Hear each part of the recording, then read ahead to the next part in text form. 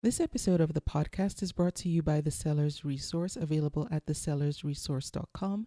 This is a brand new audio tutorial service I've created for Etsy sellers. I will have a link in the show notes for this episode so you can get more information about that. The episode is also made possible by listeners like you. I simply ask the questions and do all the background technical stuff, but the real gems of information is coming from sellers like you who share their Etsy stories and lessons they've learned along the way. If you would like to be featured on the podcast, please go to convome.com and click on the Be My Guest tab, and then simply fill out the short form letting me know that you'd like to be featured on the podcast, hit submit, and I'll take it from there. And I thank you in advance for being a part of the Etsy Conversations podcast community. I look forward to hearing from you and featuring your story on the podcast. Welcome to the Etsy Conversations podcast, featuring inspiring interviews with Etsy shop owners, hosted by Ijama Elazu. Hi, and welcome to the Etsy Conversations podcast. I'm your host, Ijama, and I thank you for joining me for another episode of the podcast. This week, I have another couple on the podcast. I love when I have couples on because I know it's encouraging to other husband and wife teams that are running a business together. And so I want to welcome my guests, David and Patricia, and they run the Etsy shop Dell Cove Spices, and their business is Dell Cove Spices and More because they're more than just one Etsy shop, and we're going to get into all that. So David and Patricia, welcome to the podcast, and thank you for being my guests. Thank you. Hi. Hi. So before we get into the main conversation, can I just have each of you tell us a little bit about yourselves, or one of you can tell about both? Oh, I get to? Okay, great. I'm Patricia, and my husband, David, and I, we've been together, since rocks were soft. We live in Chicago right now. Our family is all based in Indiana, though. And what about us? I've been a journalist for a very long time, more than 25 years. And David worked for an engineering company for a long time. He had quite a few jobs actually before he did that. He worked at a gray iron foundry. And he drove truck. He kind of had a bit of all kinds of things. Yeah. Then I went back to school and was working in an engineering firm. And the two of us have always been around like pretty much our families cook. Everybody we've always been around cooks. I worked in commercial kitchens and as a bartender as one of my many jobs going through college. So foods, and frankly, I grew up around people who cooked. So food has always been a big deal for us. And we've always had this connection of family and food. Like the kitchen for both of us has always been the place where everybody gathers, at the end of the day for making a meal and sharing and catching up. When you have a party, it's the place that everybody always gathers. Somehow they always end up there. Yes. And, even if it's the smallest room in the house, it's always the place that everybody crams into. Yeah. And so we've always had this, this common theme. And we were friends for a long time, and then we fell in love, and we had gotten married. And 2 weeks after we got married, about that, I got a call from my employer saying that the company had gone into bankruptcy, and they were closing my office, but they wanted to keep me and wanted to move me back to Los Angeles. My company was based in LA at the time. And we were living in Indiana at the time. Yeah. So we ended up going out, and we had this thought, and this was at the height of the recession. And we thought, well, it's not going to be that big of a deal. We'll just go ahead and I'll go back out. My dad was living out there in LA County actually technically Orange County. Orange County. With my stepmom, who I was really close to. And we thought, okay, he said, come, why don't you just stay with me for, a little bit until David can find work, and then you guys can find a place and you'll be fine. So that's what we did. David moved, and I moved my stuff out there, and he flew home. And he started trying to find a job at all these engineering companies. But at the time, everybody was laying off. They weren't hiring. Mm-hmm. So we ended up spending an obscene amount of time on the phone and Skype. And Skype, as we were just talking about earlier, that old technology that, is still alive. Yeah. And we would Skype. I mean, this was the days before, before FaceTime and before WhatsApp and before all of that. And so we would, we were 3 hours apart, and I would get time-wise. We were more than 3 hours apart. Well, we were a very long flight apart. But time zone-wise, it was 3 hours difference. So David would be staying up late, which is, I'm grateful because he's a night owl and I'm an early morning person. So I'd come home, visit with my dad and my stepmom, and then I'd go into the kitchen and cook, and I'd set up my laptop and perch one of those old school webcams on the top of the laptop, and then I'd be cooking, and David he'd have his dinner really late also. So we'd start to be able to, we'd cook together, and we'd be able to catch up and tell each other about how our days went. And it was just, honestly, the technology and the cooking and the storytelling seemed to come pretty natural to us, but being apart was really horrible. And around that time, I was lonely, and I really missed David. I had friends, but it's not the same. Mm-hmm. And at the time, I had met a girlfriend who had also been she had been laid off from a big aerospace company. And she had gone back and started making jams from her, great-great-grandmother's recipes from Italy, and was starting to sell them on Etsy. And we got together, we hung out at her house one day, and she was saying, look, you guys are spending all this money flying back and forth. You're going broke, frankly. And you should try setting up an Etsy shop. And I had no idea what Etsy was at the time. David had no idea what Etsy was at the time. This was 2010, I think, sometime, because it was like the fall of 2010 when we finally set it up. So I told David this. He thought it was insane. My father, who was a former engineer and a school teacher, but was a farmer. He owned farmland and farmed out of Iowa, but he lived at the time in California. He thought it was sweet. It was a sweet hobby. It's a sweet little hobby. It was like, oh, your sweet little hobby that you're going to do. Okay. So it started out, I had no idea what to do. So I started going with her and a couple of her friends who were really great to these craft shows, and got, inundated into that whole, on the weekends, on that whole world. And it is a whole world. It's a world. Yeah. What is a world with interesting people and crazy people and fascinating people.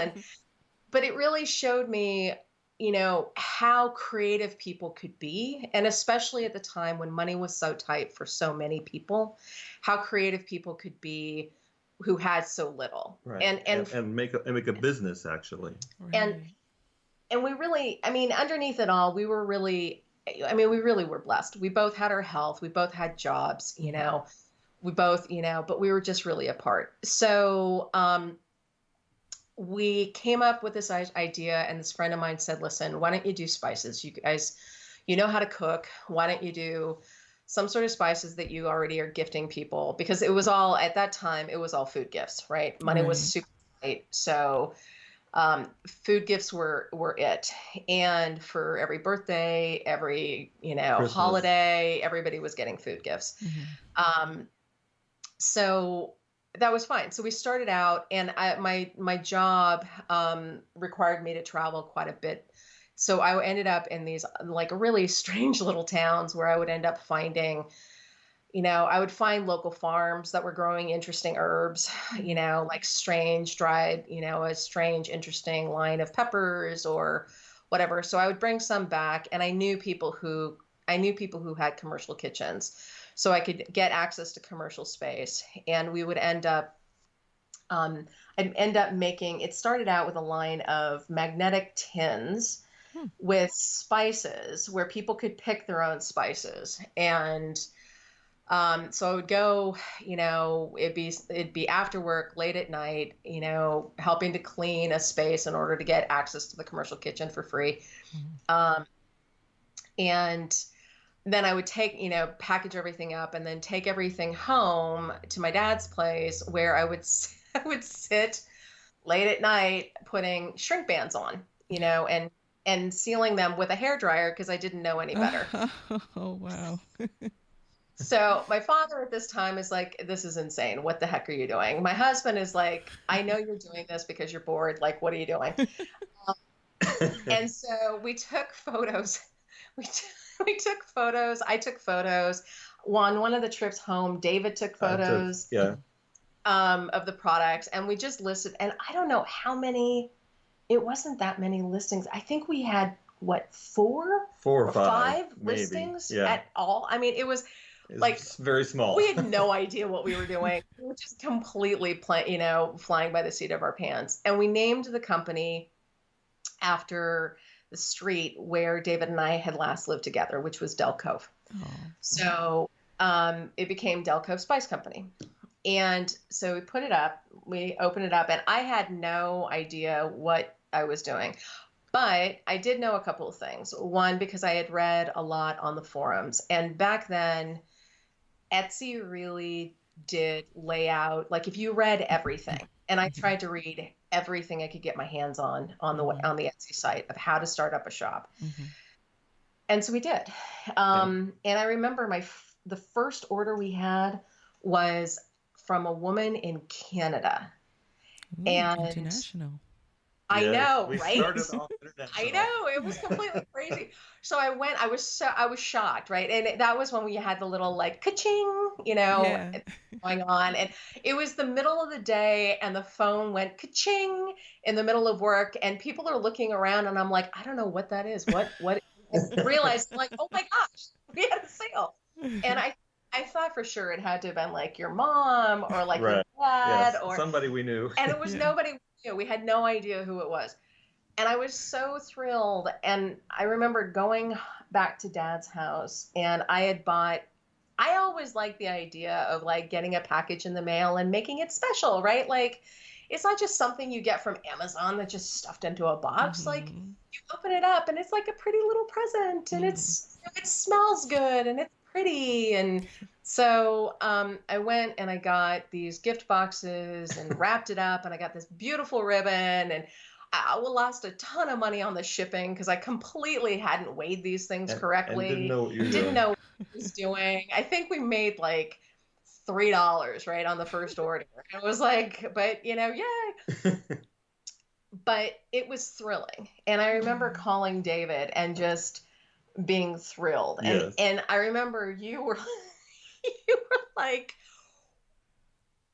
why would somebody do that? Why would they buy this? I was amazed that we had anybody buying anything of ours.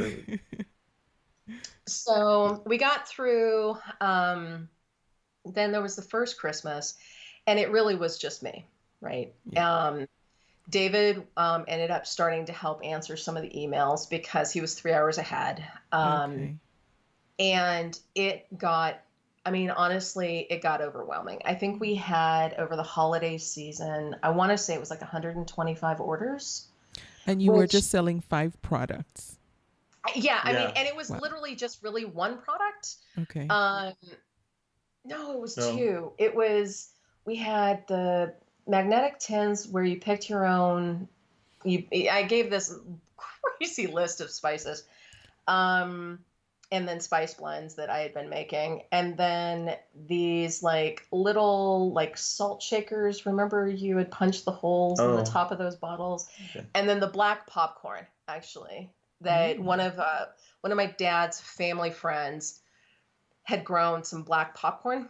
It's black kernel. And I looked at it and all I could think was Christmas coal. I'm like, this is totally Christmas coal. So I had these mason jars that I had made up, super rustic, totally not our vibe now. But it called it Christmas coal. And that was the point when I came out with one of those jars that my dad looked at me and he said, you need to go get this trademarked because this is super clever. Wow. And like, you've actually got something on this. So got through the first season, the first Christmas. My dad, David was tackling the emails and all that. Dad was my mail runner in the morning. Oh. He would go to the post office and he was super proud. And we got through, and the whole idea ultimately was so that it would pay for the money For flights back and forth. right. Wow. So that first Christmas paid for the flight back to Indiana for Christmas. And then going into, and at that point, Dad's point was, well, that was an interesting experiment. When are you shutting it down? That's Still right. not a believer, huh? Yeah. Still think it was kind of a hobby. Yeah. Right. And at that point, David and I started talking. And what I was telling him was, look, I really think that we're onto something. Like, I think there's something, this whole idea of being able to connect with people worldwide, kind of tell our story and help people connect through something that we're making was pretty powerful. And I mean, look, the sales were great. And trust me, the money to be able to pay for the flight helped out a lot. Yeah. But ultimately, I think what was really the most powerful thing for both of us was connecting with the people who were shopping and getting to know them through combos. And I mean, I'm a storyteller anyway, so I love people's stories. And I really connected with that idea of being able to help people just find some way to be able to create something, culinary and tell their own story through food and then connect with people that way. So that's where it all started. That's kind of where it all began. And then it grew from the story. Right. And then it grew and kind of took on a life of its own to the point where we decided one of us needed to quit our day job. And that was me. Yes. Lucky one. Yep. So now that sweet little hobby shop is now over 23,000 sales in. You've expanded into also running a tea shop as well. How did the tea shop come about from the spice shop? That's you. Well, we had the spice shop. We kind of experimented. Patricia's always blended her own teas and enjoyed doing that. And so we kind of started doing a little bit of that. My mom and I always used to go to garage sales and estate sales. You used to? Well, we still do. I do too. And we would pick up, vintage things. And I started picking up some vintage teacups. And I thought, well, we could, we could try and sell them. And we discovered that there's... When I would actually not, let you not. Yeah, Patricia has a tendency to keep them and not want to sell them. But found that there were people, that wanted to buy them. But it really didn't fit with our Etsy shop. Yeah. So we decided to kind of split it off and we'd have the tea shop where we'd have vintage teacups and teapots and the tea steepers and that sort of thing. And that's kind of how that came to be. Okay. Nice. So how do you split your time between the two? Because running two Etsy shops is really like having two separate businesses almost. And especially now since there are two different product lines. It doesn't feel like we split it. It's just kind of, it's, you keep busy all day and you kind of jump back and forth between the two. Okay. So I'm not sure that you could really say that we split time between the two. It's just, It's kind of like, honestly, it feels like we're in a small little town and we have this spice shop, right? A little spice retail shop with a kitchen in the back. And then we rented out the shop next door and set up set that up as a tea and vintage shop. Okay. Oh, that makes sense. Right. Part of it was and this is actually part of the reason why we ended up changing the name to Dell Cove Spices and More, was people initially just, when they think spices, they think, I mean, we would get people who would send us messages and say, do you have organic oregano? It's like, well, yes, we use organic oregano. Well, why don't you have it listed? It's like, we're not McCormick, right? We're not, and which is great. I mean, don't get me wrong. It's not a slam on McCormick. McCormick's huge, and right. We don't sell raw spices. Yeah, I get that. Yeah.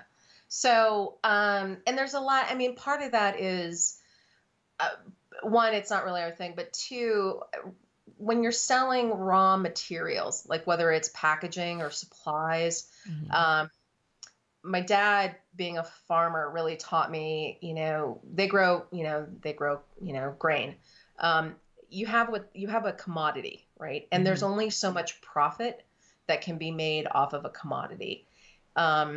We never really wanted to get into the game of underpricing and you know what I mean, on that game.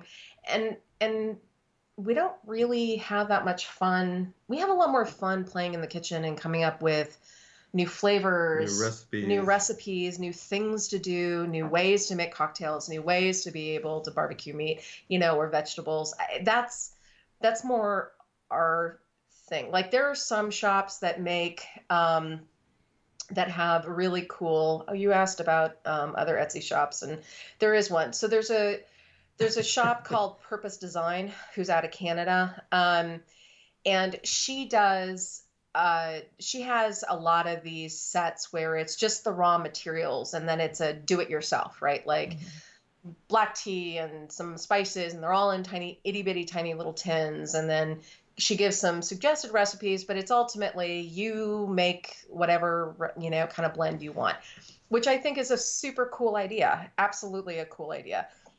But it was never really, that's not really our thing. Yeah. And what we found, actually, David really pointed it out. Anytime we're not true to something that we love, whether we enjoy. Yeah. Whether it's like the vintage cups we have all this vintage barware, which eventually we're going to put on Etsy. But if we don't love it, then the people who connect with us aren't going to love it. Yeah. And it's okay. We don't need to be, and we don't want to be the Walmart of the world. And again, no slam on Walmart, but we're not everything to everyone. Yes. Right? Yes. It's okay to have kind of your crowd. Yes. I can completely relate to that, because even with the podcast, there have been times when I've tried something different just because, in the podcasting world, you hear, oh, you should do this and you should do that. And then I try that, and I do it because everyone is saying that's what you should do, but I'm not connecting with that. And it's very different. I don't enjoy it. I don't feel like the people who listen to the podcast for the reasons I actually started the podcast enjoy that too. And so then, you just kind of change back to, go back to your roots. Like, okay, this is me, this is why, and this is what I'm doing. So I get that. Yeah, exactly. Yeah. Because we've done that. A couple of times people are like, you should try this, or you should make, and we'll do it. And neither one of us are really crazy about it. And it never really takes off, and because like it doesn't connect with the people that have already, that connect with us. Yeah. Now, I haven't had too many guests on the show who are in the food business. So I have a question about knowing when the right time is to transition from your own kitchen to a commercial kitchen, and how does someone who is on that cusp determine that and go about finding a good partner in, the commercial kitchen industry? So we were always in commercial kitchens. Okay. We never, there are some states that have cottage food industry rules where you can get your own home kitchen licensed. But that was nothing. We never did that. No, we never did that. Okay.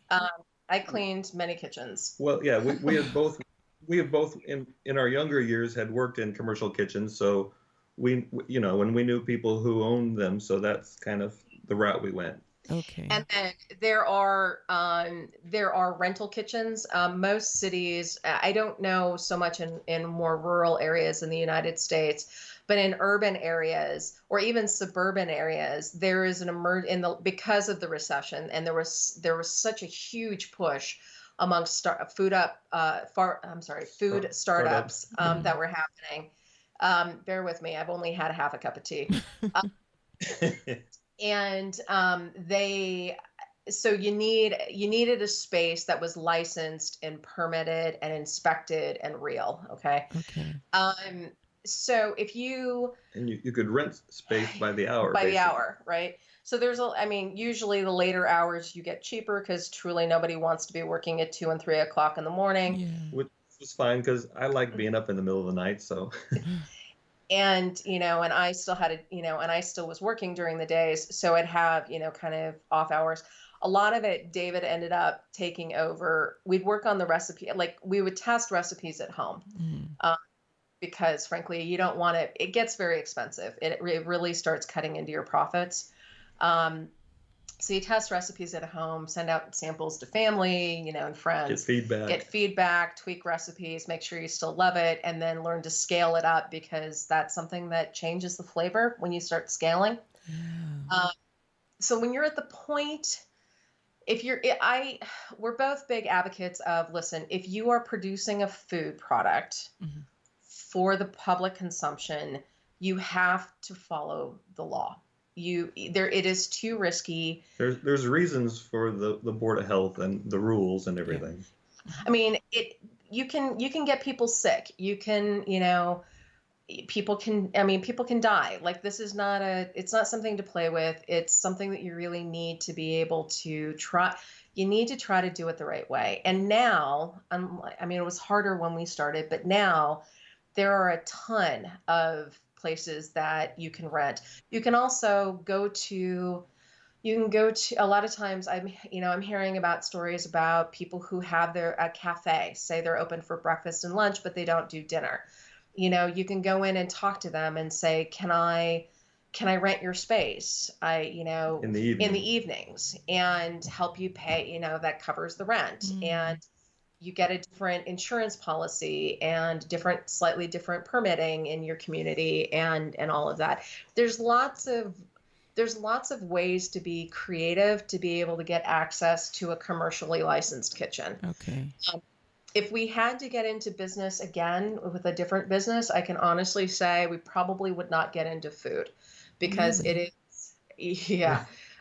It's fabulous. It's wonderful. We love it, but it's a lot of work.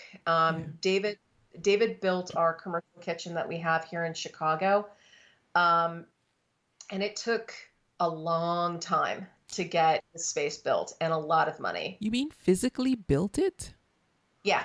Whoa. Well, it was an older building that was something else beforehand. Oh, okay. And so that's what took so long. It wasn't a brand new building. It was a barber shop at one time. Oh, wow. And so the construction crew was convinced was haunted. Yeah. Seriously, it has a rotary phone that the phone would ring, and they would randomly, and you'd pick it up, and there would just be nothing but silence on the end, and goodness. It freaked out some of the construction workers. It was pretty funny. Did you keep the phone? Yes. It's still on the wall right over my desk. Does it still ring? No. Okay. Now, you've been on Etsy now. So let me just follow up with that thought. So with food, so if people have, and there's a lot of food sellers that are on Etsy, right? And I think it's really awesome. I really do. And I know that a lot of people get a little intimidated by how am I going to do this? How does this work? But most towns, big and small, the first suggestion we would make is there's two places, right? Go to your local town, like your city hall, right? There's going to be an economic development office somewhere there. Every town every single no matter town. how small it is, every town has one. Everybody's got one. And the second part is go to, if it's a city, it'll have a health department if it's a big enough city, or if it's rural, you'll have a county health department, and just go talk to them. I mean, people want, especially these days, people want people to start businesses. They want to help. Yeah, they want to help you jump the hoops that we had to jump through, that we didn't, had some help, but not that much. Yeah. So I really do suggest people go reach out to their local government, the local government agencies, and also the Small Business Administration, the SBA, has a group called SCORE. It's SCORE. Yes. And they're online, and there are gobs of offices everywhere. Now, again, if you're in a particularly rural area, there may not be an office immediately there, but there's going to be one somewhere that you can reach out to. And those folks, for a startup, they're amazing, right? They have tons of free classes. They can get you advisors that are retired business owners and business executives in your field. They can help you network. I mean, there are so many more resources now that we couldn't find when we started. Yeah, they may have been there, but we didn't know about them. Right. Yeah. Okay, thank you for that. I will put links to SBA, the Small Business Association, and SCORE in the show notes for this episode. You're right. I love that they give free information or sometimes low cost, depending on what you need for small businesses that are starting up. Now, for you guys, you've had so many sales and been on Etsy for a while now. Are you branching into wholesale? Is that something that you have considered doing, or is the model that you have right now working well for you? You want me to tackle that one? Sure. Okay. We started wholesale 3 years ago. Okay. Really? We kind of tested the water 3 years ago. I'm not really sure that I would call that started. Okay. So we tested the waters. We had a couple of accounts. This year, we've actually tackled it pretty aggressively. We signed up with Indigo Fair, who have been amazing, and have joined a couple of other folks just to be able to try to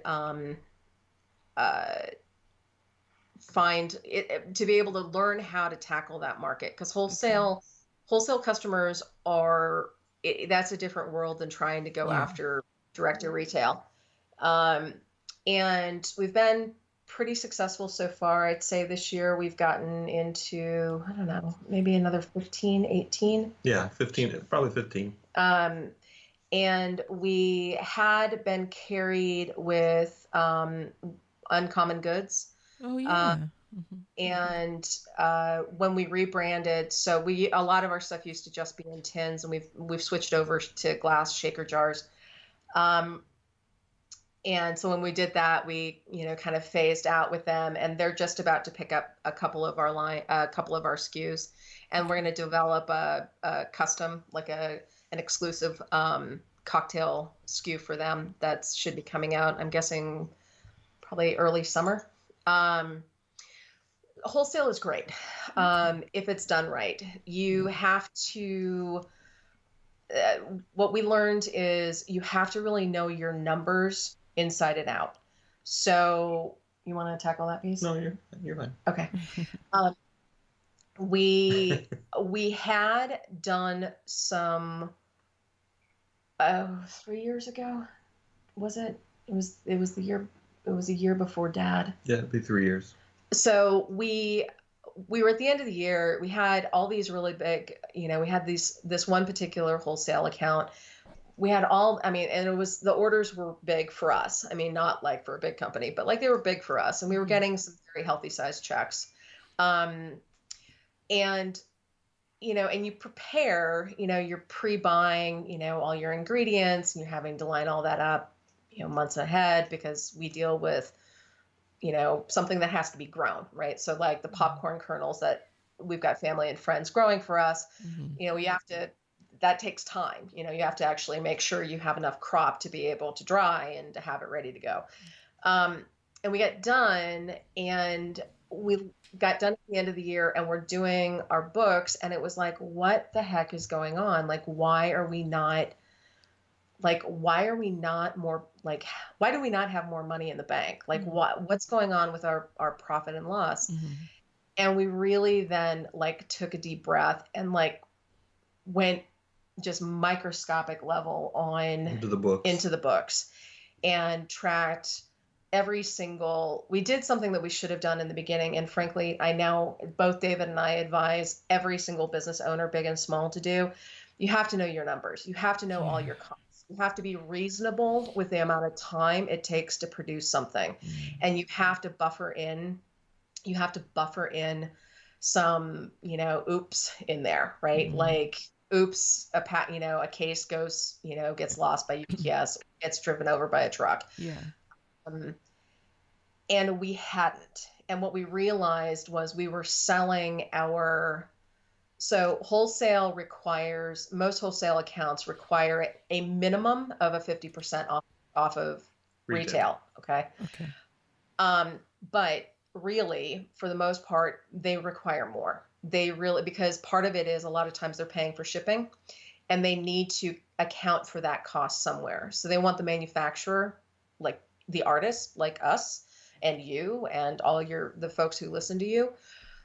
They want everybody else to catch that cost. So at a minimum, I would say most of our wholesale accounts, they start at 50%. The bigger accounts want a minimum of at least 53%, 53 to 57% off of retail.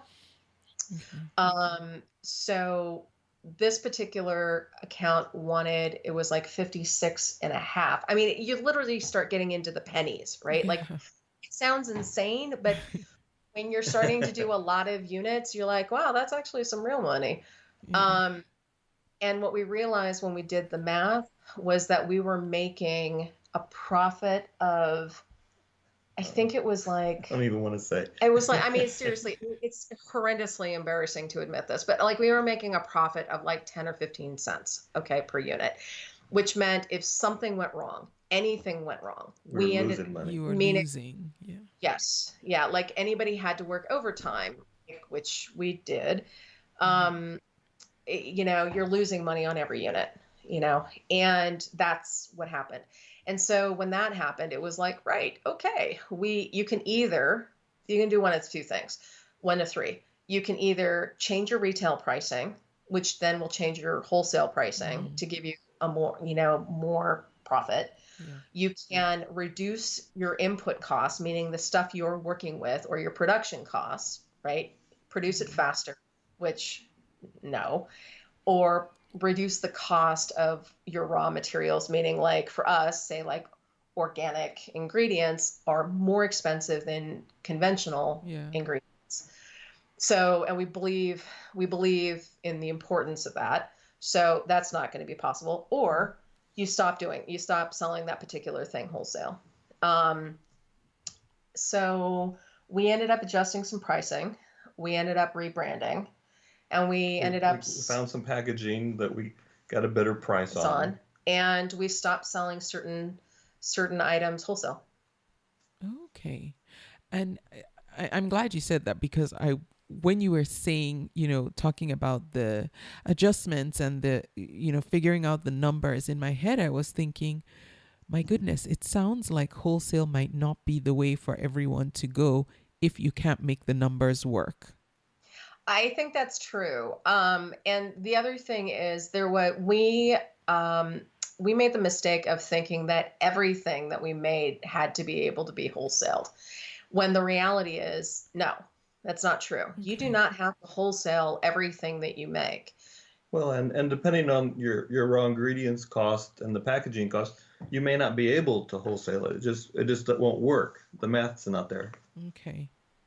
Now, when you do sell something on wholesale, do you also continue to carry it direct to sell it retail, direct to customer, And how do you avoid competing with yourself in a way through the retailers that are also carrying those same products? Part of it is we, other than Uncommon Goods, which is pretty much the one online venue that we work with, where they don't have physical brick and mortar. Mm-hmm. Our wholesale accounts are all brick and mortar. Okay. Basically with an agreement that they won't compete against us online. Right. Okay, good. And Um, did you go through Etsy's wholesale, or you did you just went direct to your business customers? we A little bit of both. A little bit of both. We Okay. started with Etsy wholesale. We got a couple of clients that way. Yeah. We actually had, I'd say we actually had quite a bit of trouble where we'd have wholesale orders come in through Etsy, but then the customer wouldn't pay and then they kind of disappear.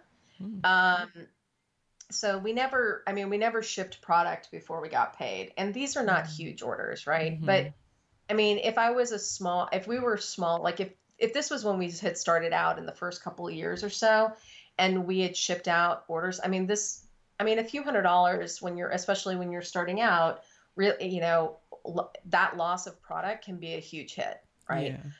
Yeah.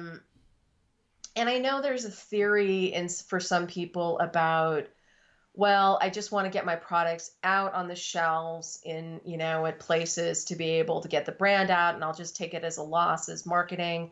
There's other ways to market, right? Mm-hmm.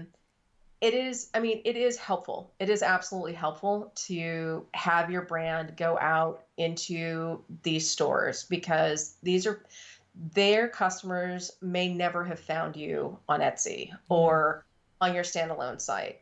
It's helping to get your brand out into the world. And frankly, we love shopping at independent little boutiques anyway. So, why wouldn't we, want to be partnering with them and helping them, you know what I mean? Like helping them find something cool for their customers and unique. We're starting to get some shops who are asking for exclusives, right? They're wanting an exclusive on carrying our products within certain zip codes. And what we've said is generally we don't do that, but we do what's known as white label or private label. Yeah. So if somebody wants, they really want to carry a popcorn seasoning, but they're in a particularly competitive marketplace, they want their own brand on it, we can work with them on that. And we have the ability to do that. Okay. Nice. It's nice that you have that flexibility to be able to make those kinds of deals, if you will. Right. And it helps us, and it helps, the small boutique shop who doesn't want to have, the shops on either side of them carrying exactly the same. Yeah. Makes perfect sense. Okay. Can we talk now about what a typical day in the life of Dell Cove Spices and More looks like? If there is a typical day. Well, a typical day, she gets up in the morning really early, and she'll check the orders and kind of get a rough idea of what's going on. Mm-hmm. Most of the production, either I or we have two ladies that work part-time for us that help out. Mm-hmm. We are the ones that do all the blending and the packaging and the shipping. So we love them. They've been with us for years. Seriously, they're amazing. We could not do what we do without Veronica and Mina. Well, yeah, without them, the business would actually be gone after what happened with your father. Yeah. But, so that the bulk of the day is blending and packaging and answering emails. You get to deal with customers. And dealing with customers and being friendly to customers. and answering wholesale questions and that sort of thing, and then shipping it all out. And of course, there's always looking for better raw ingredients. So you get to talk to salesmen about their raw ingredients and what they have to offer and all that kind of thing. I tend to be the one that reaches out to farmers because it's more, kind of family connections. David has a lot of friends and family and connections in Indiana. So he reaches, he'll get tips to, for places either, a friend, one of his best friends will call and say, hey, you need to check out this shop, or hey, down the road. One of his best friend lives out in the country in Northwest Indiana, and he'll mention, hey, it looks like somebody's got some land that, they're looking for something to plant, or they're looking for somebody to work with, or somebody's growing, starting to grow some, some popcorn. Some popcorn. Here's the number or email. The days are pretty fluid.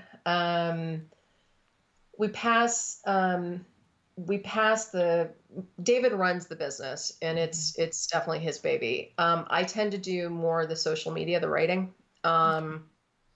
So David handles the newsletter though, which is kind of fun. And then what we learned working together, especially early on, was that each of us has our own strengths, and we each have our own idea of how something should get done.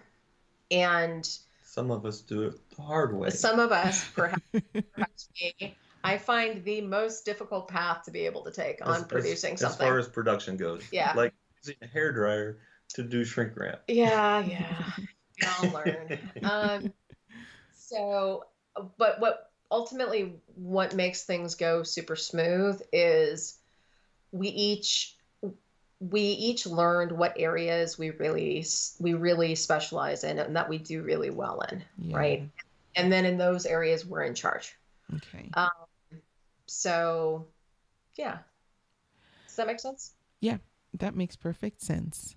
Now, one of the things I would like us to talk about is something that I know we touched on earlier, well, before we started recording, is preparing your shop for the unexpected and for tough times. I had mentioned that, it's something I've thought about, but then pushed to the back burner because it's not something I want to deal with right now. I'll get to it sometime. But you have personally gone through and understand the importance of planning for these unexpected interruptions in your business, and not just yours, but all of us should plan for that. Can we talk about what we as especially creative business owners that are very hands-on in what we're doing need to do to prepare for the unexpected, and how to just get through that without losing everything, or at least a lot of what we've worked hard to build? You want me to? Okay. So, thanks. I appreciate the chance to be able to talk about this. Just some brief background was, like I had said, my dad and I were really close, and we lost my father to kidney cancer last summer. And when Dad was about 9 months before, he had been diagnosed and had downplayed it. And then we realized we'd gotten through the holiday season and got to the holidays, and he then realized exactly how sick he was. And there was a lot of flying back and forth. I mean, my employer was, truly amazing. I ended up having a lot of flexibility, to which I am unbelievably grateful. And then ended up just going on family leave. David, because I was out there taking care of him, David was out there also for the majority of the time. And Dad had a couple of friends, and there was definitely a small, tight-knit group, but you're never really expecting somebody who is a pillar in your life to go, right? Or to be so sick. And need 24-hour care. Yeah. And it's devastating, right? And what you realize is that when this is all happening, David would be flying back. He'd fly home to cut paychecks for the girls and make sure there was enough petty cash. We had our commercial kitchen has a retail space in the front. We shut the retail space down. And when we said earlier that the business would not have survived without Mina and Veronica, we're being very serious. The girls, I shouldn't call them girls. They're the same age as our girls. So it's the daughters. And so it's a little, it's like, oh, okay. But they're amazing. They're amazing, and they kept things going. They kept the doors open, and they kept the business going. We scaled a lot of things back. The social media pretty much literally almost stopped. We have Spencer, who is a business consultant. He does a lot of kind of social media strategy work and business consulting for us that we've worked with for a few years. He's out of Minnesota.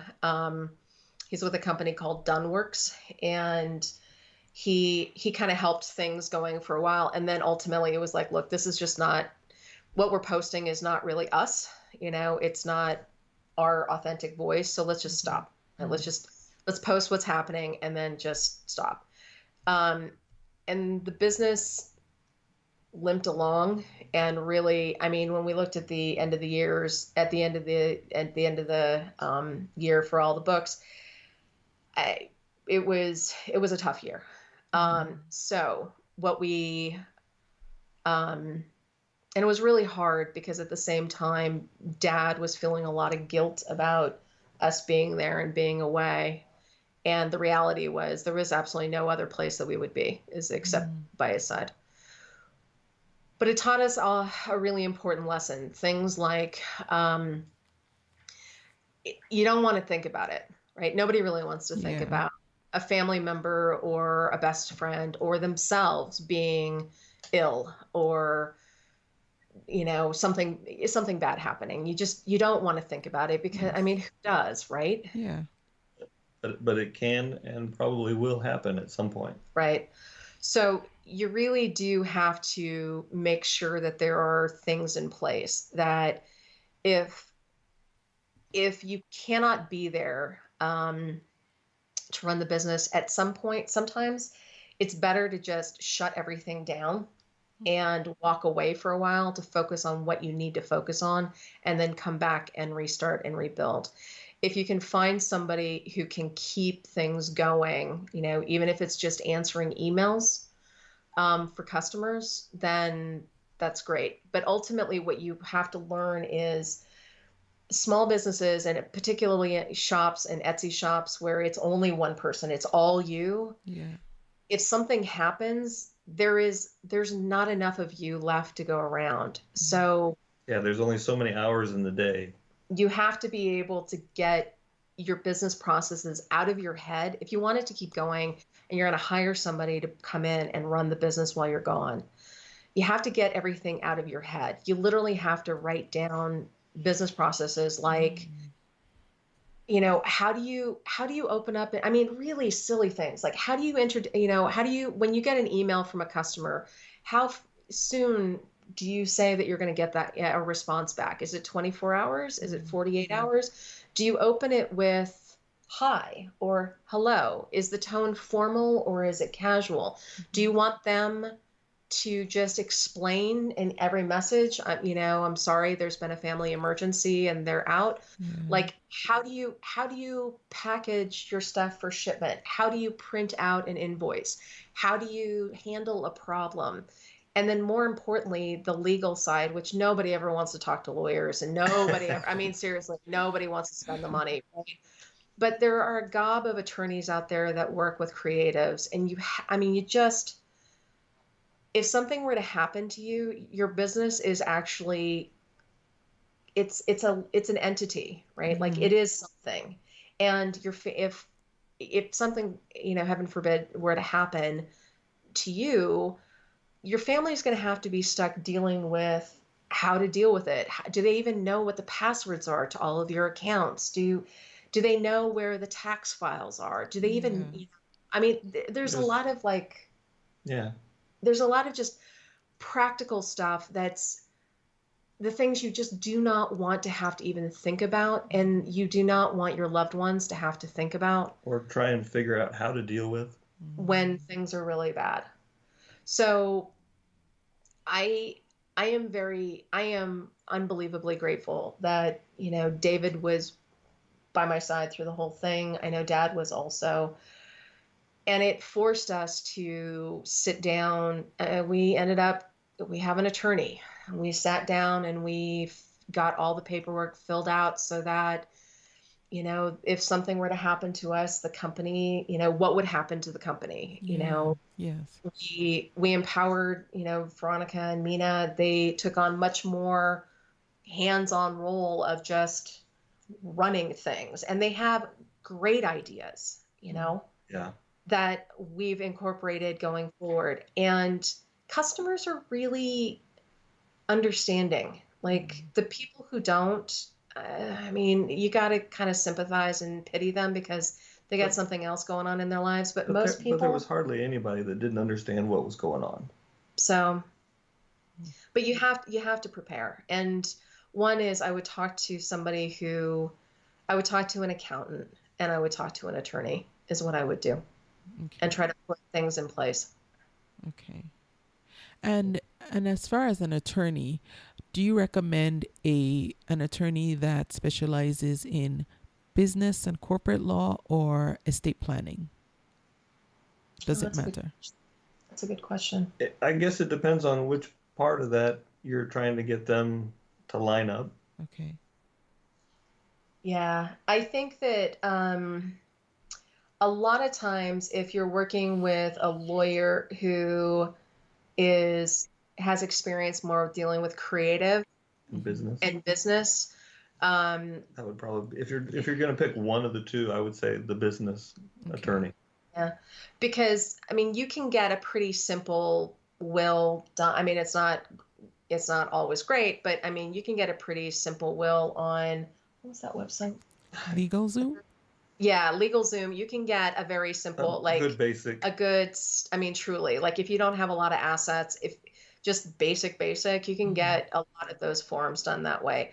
But just even if the lawyer isn't going to necessarily do any of that work for you, taking and hiring them for an hour to talk it out and have them just get some good advice, get some really good advice, and get a plan that you can implement. That is worth its weight in gold. Okay. So this is all very helpful because, like I said, this is not something, especially when times are good and it doesn't seem like, anything bad could happen.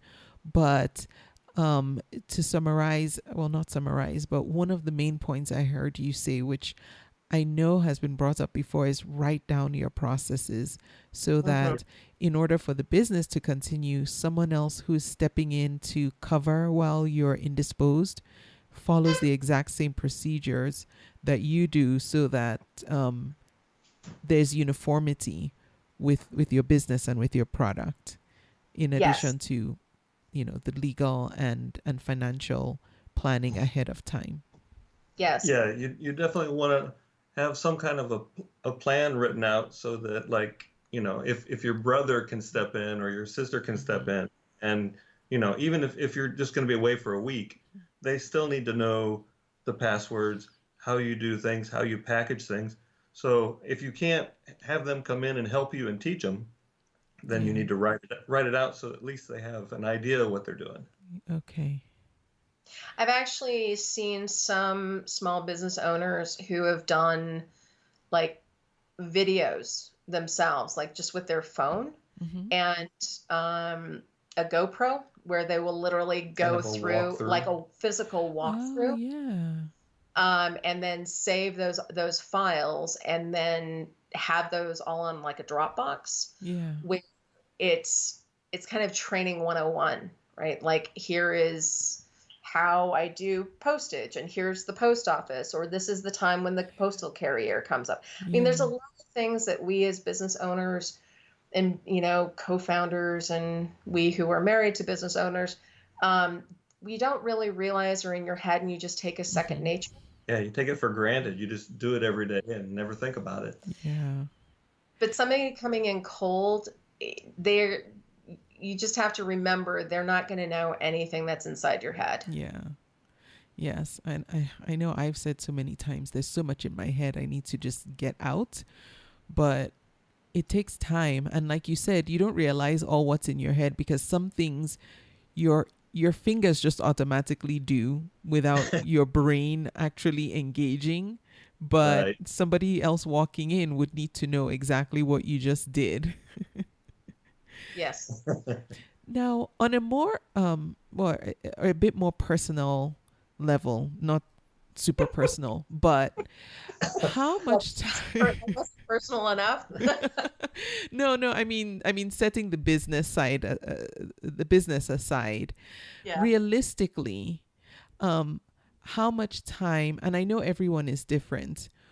How much time would you say you needed to be able to come back and face the business again?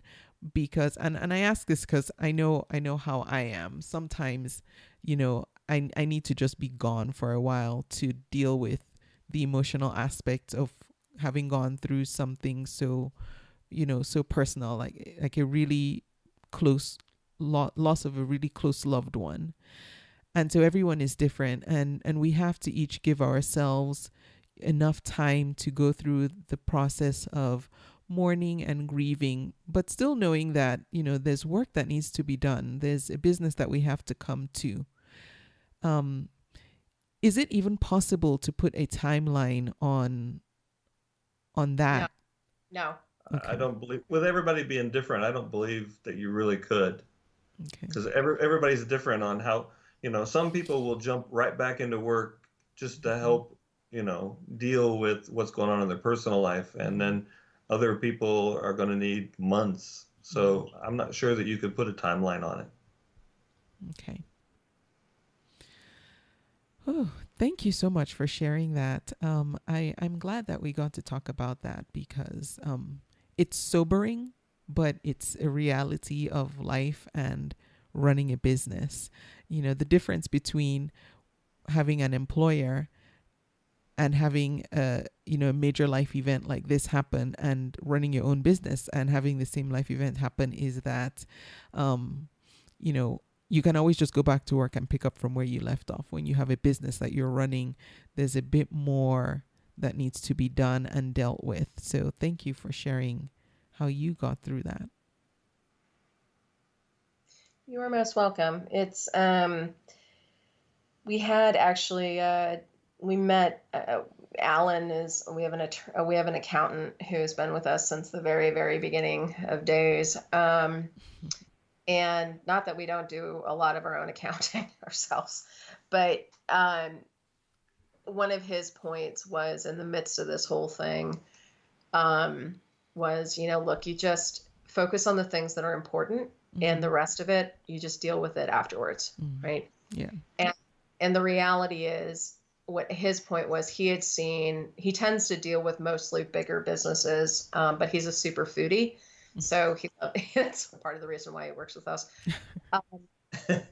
But his point was it's one of the biggest hurdles for small businesses is that they don't prepare for tough times. And I feel like this whole, like all of a sudden the conversation, the podcast, it's like, it's going to be like a total downer.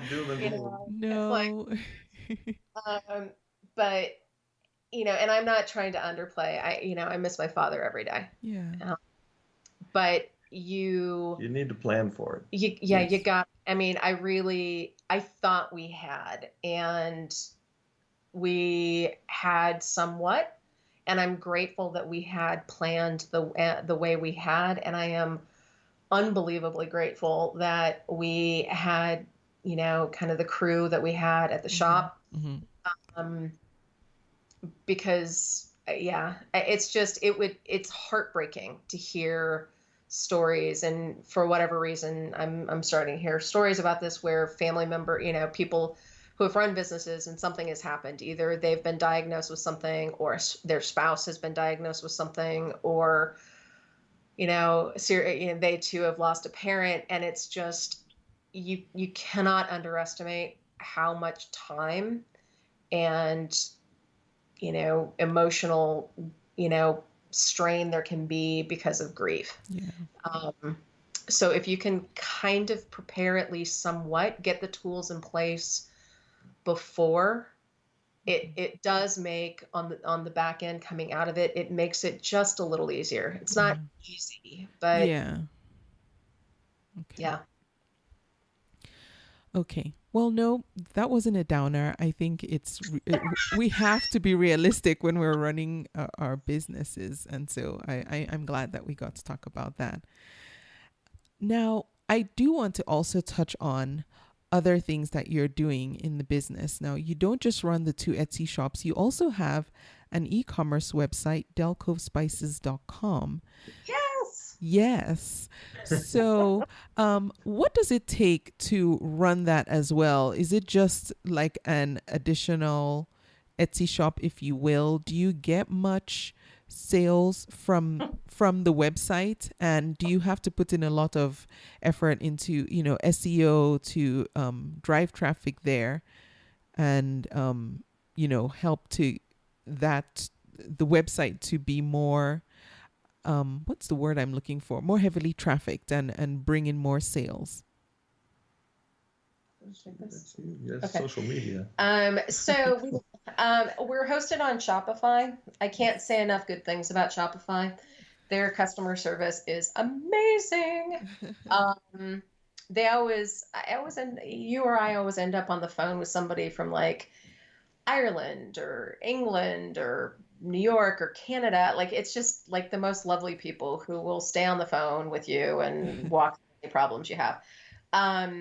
Our Shopify site, our standalone site right now, does more in sales than the Etsy site does. You are kidding.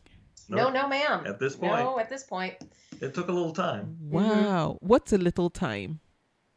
How much time? Well, let's see. So we started, I don't mean to keep pointing to the, before dad, after dad, but it right now, that's kind of like the pivot point for us. We had the shop set up. It was just a template, right? Just one of their stock templates. And David and I we literally went away for a week and loaded all of the photos, wrote all the text, set up everything. That was a lift. It was some work. I want to say it was like, maybe 2 years, a year and a half. Okay. I'd say within a year and a half, it was on par with Etsy. And within 2 years or so, it was bypassing Etsy. Wow. And now it's... That was with lots of work. Yeah, David's completely right.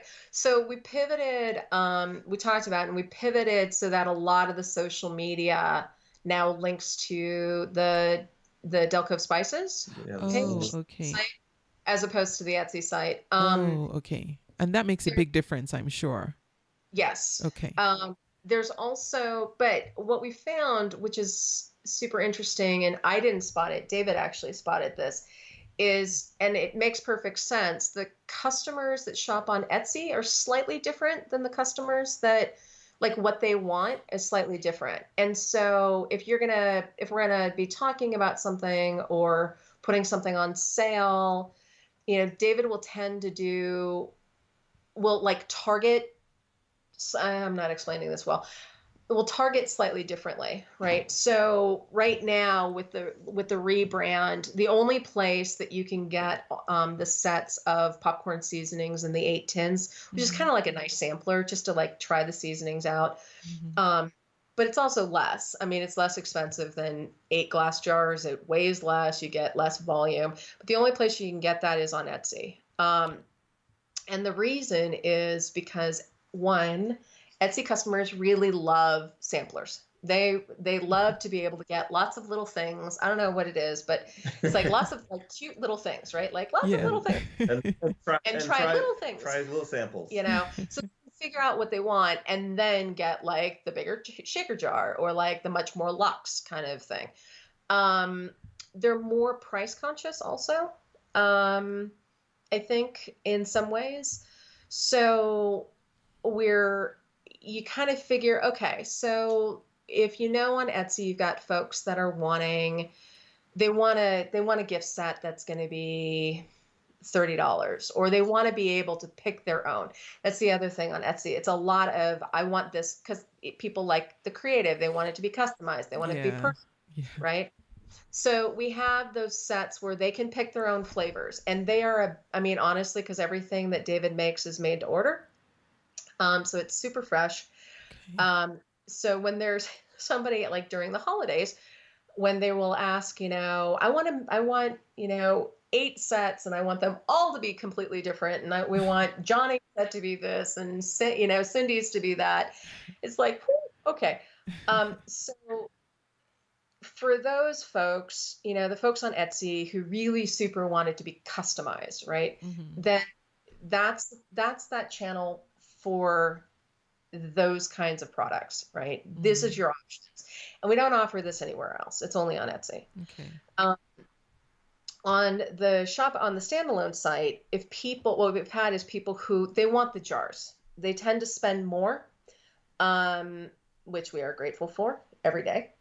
But they want the more luxe. They want the luxe gift box. They do want to be able to create a gift box, but they'll contact David and say, I've got 5 people I want to give these to. Can I pick my own flavors? And then that way David can set up a direct invoice, and then the order can get filled that way.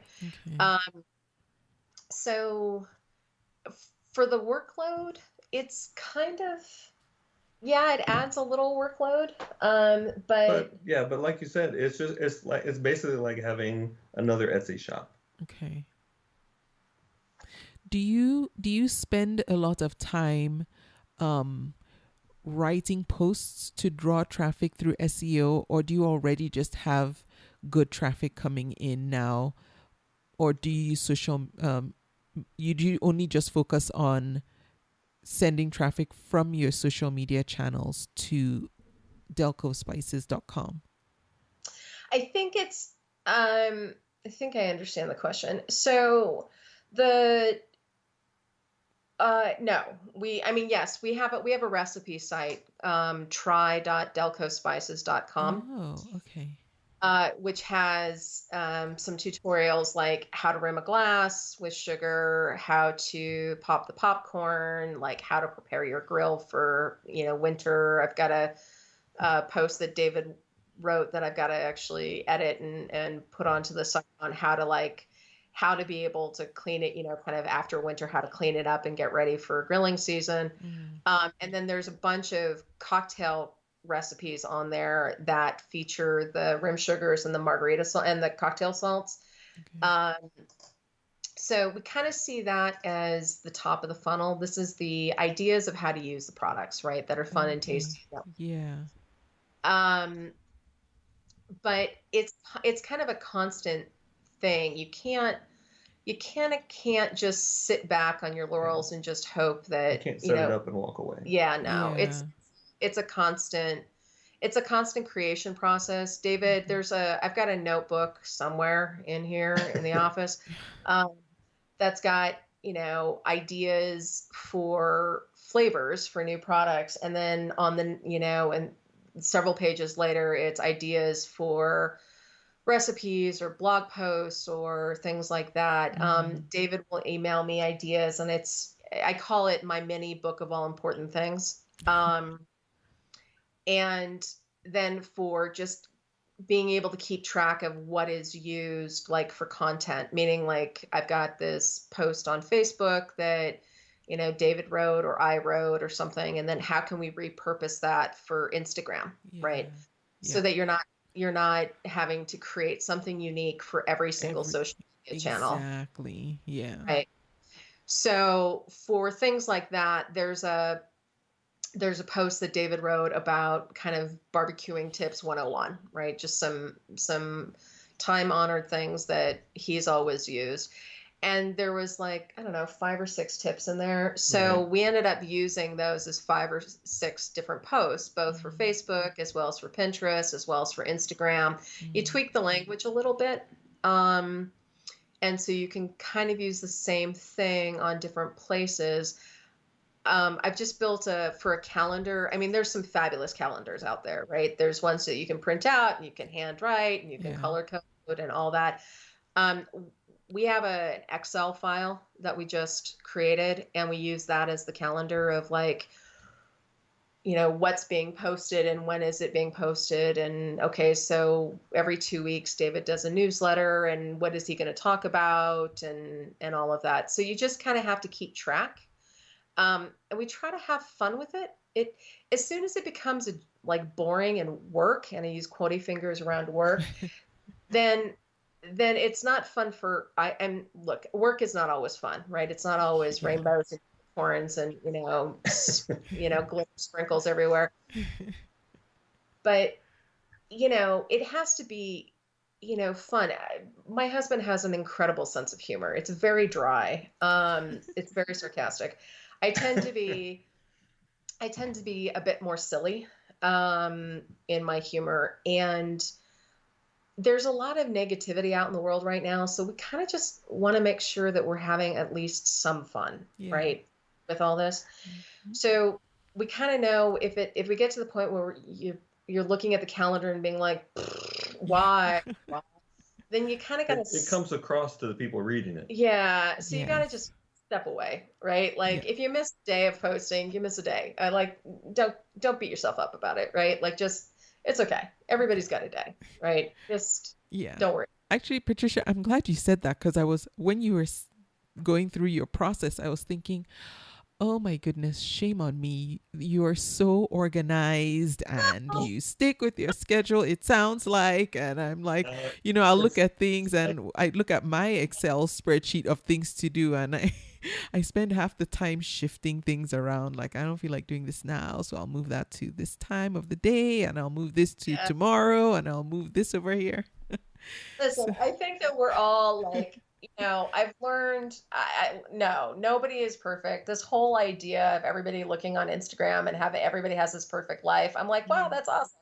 I'm old enough that I don't feel insecure about it. I'm like, no, it's all a big fat lie. No, it's okay.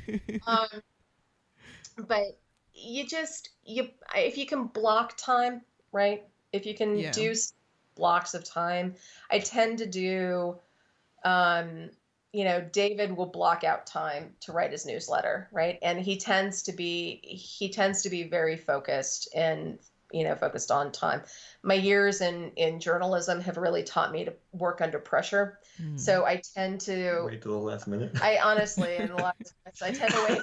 I'm not going to, well, that's true. Well, that's when you do your best work. So. Yeah, that's true. So, and I tend to do stuff in a block, right? I'll take a Saturday and I'll block out, I'll just, make a cup of tea or coffee, which, my husband is not a big fan of coffee.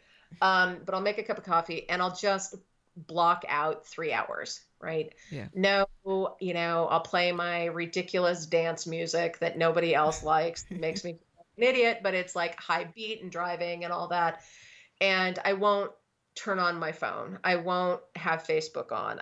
Other than to post stuff. Do you know what I mean? Like you just cut out everything else. Make sure anybody who might possibly need you is like, no. I am on a do not disturb for just this 3 hours, right? And then when you're done, you can take care of everything else. You can do everything else. And I am definitely somebody who is always like, oh, I've got 10 minutes. Why don't I cram 2 of those things on my to-do list into this block of time? And then I end up being, late to something. And it's just like, no, just focus and then go breathe. Go say hi to your honey, or go outside, or go smell some flowers, or go work out, or whatever. Because frankly, it is not healthy to just work. You need some balance. Yeah. Yeah. And actually, you segued perfectly into my next question, which was going to be, what advice would you have for other Etsy sellers, but I think you just gave it. Exactly. It's fine to be busy and work really hard on your business, but if you don't balance it runs you down, Yeah. and it comes across to everybody else when you're doing your Yes. Facebook stuff or even answering emails. Hmm. Yes. Or you burn out, because I find, Yes. sometimes, I'm like, "Yeah, and I should know better." You read all these things where they're like, okay, for Instagram, post at least 3 times a day. I'm like, that's ridiculous. I'll post once a day. And then Right. Yeah. even then, I'm like, okay, I'm tired of posting every single day. I just don't have anything else to say that's worth sharing. And then, Yep. Exactly. I fall into a hiatus where then I don't post forever. Anyway, but You yeah. know, which honestly is okay. I mean, there's a lot of different philosophies. The one thing I would say that we learned early on, um, there's kind of two things. One, there is this weird thing with Etsy, and I think it's not just Etsy shop owners. I think it's with a lot of small business owners and entrepreneurs, because that's really what everybody is, right? Mm-hmm. That if you're like, how busy are you is in direct correlation to how successful you are. And Yes. and that's not really 100% true, Mm-hmm. right? I think it depends on what your definition of success is. Mm-hmm. Um, so you really, it's okay to breathe. It's okay to be human. It's okay to be flawed. Um, people people will understand, and if they don't, then they're not your people. I Yeah. mean, it's I have a lot of sympathy and a lot of empathy for people these days. I really do. Yeah. Thank you. I like that. The people who don't understand are not your people. That's very liberating. And it's very true.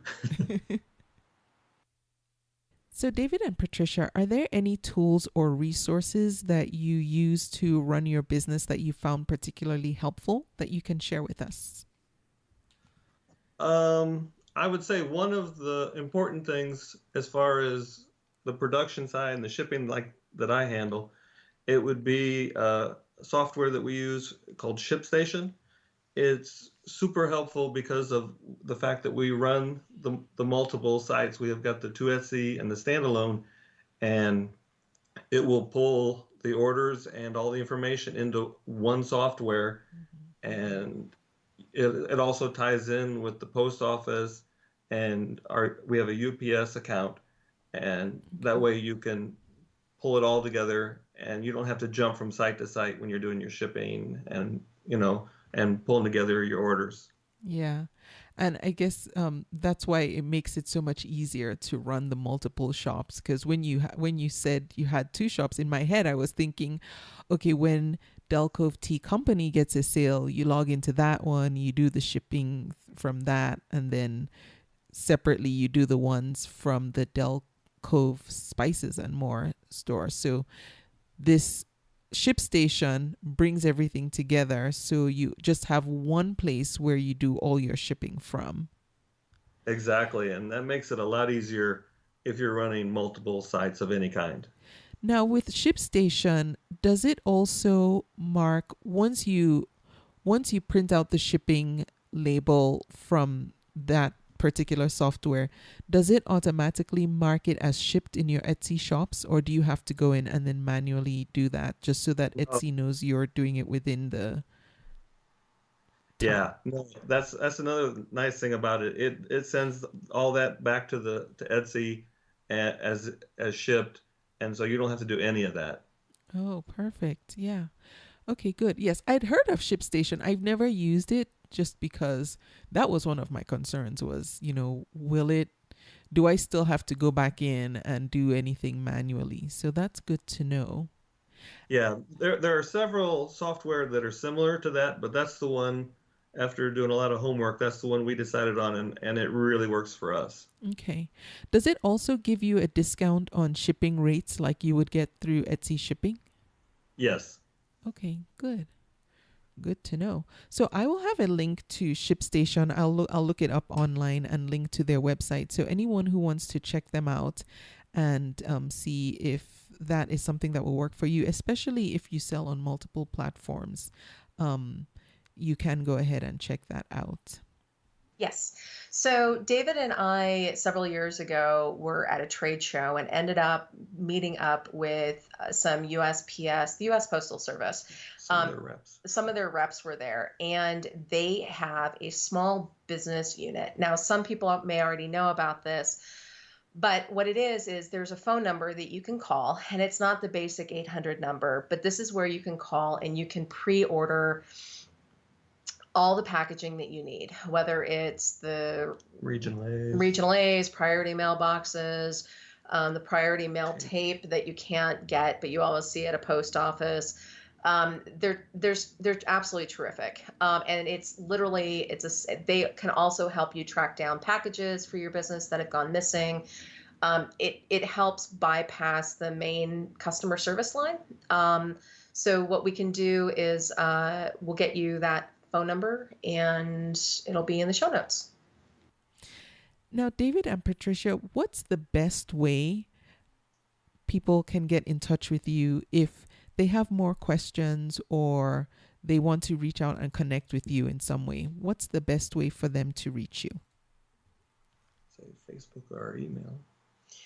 Yeah, they can either reach us through Facebook or it's actually more direct to, on Etsy, they can go ahead and drop a convo if they're more comfortable communicating through the Etsy site, or we're pretty much on every social media platform under Dell Cove Spices. We're on Pinterest, we're on Instagram, we're on Facebook. Those are kind of and we're on Twitter, but we don't use Twitter very much. Okay. But the website is the pretty much the best way. It's got a contact button pretty much everywhere. Okay. And it's either David at dellcovespices.com or Patricia at dellcovespices.com. Okay. We kind of went with simple, Yeah. to remember. Okay. So those are our direct emails, so it goes right to us. So. Okay. Great. So I will have links to everywhere online that you can connect with David and Patricia. I will have links to both their Etsy shops as well as their websites and all the social media channels. So if you want to reach out to them and connect with them, you are able to do that. David and Patricia, thank you so much for being on the podcast, for sharing all that you did. Thank you for sharing your Etsy journey. I'm so impressed with what you've done and just how your business is growing. And I would love to do a follow-up maybe a year from now just to see where things are and catch up. That would be awesome. Yeah, that'd be great. It's been great talking with you. Same here. And I thank you for listening to the podcast. I will be back next week. Thank you for listening. You can subscribe to the podcast in iTunes, and while you're there, please leave a review too. Visit convome.com to leave a comment or feedback on this episode.